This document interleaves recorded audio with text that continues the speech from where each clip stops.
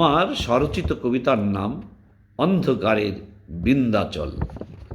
স্নিগ্ধ চাঁদ জাগিয়া রাত, যখনই গেল নিদ হয়ে অবসাদ, তখনই উষায় হইয়া সজাগ উদয় হইল অপর পুষামাত।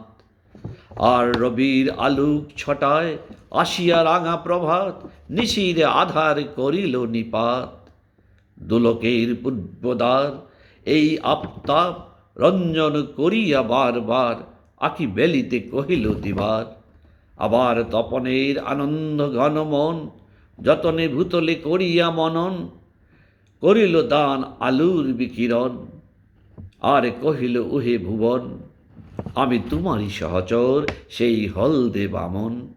অতপর দিবাকর থাকিয়া সাদের ধরাতল, চার প্রহরের বসত পাঠাইল নির্বাসন রাতির অন্ধকারের বিন্ধ্যাচল।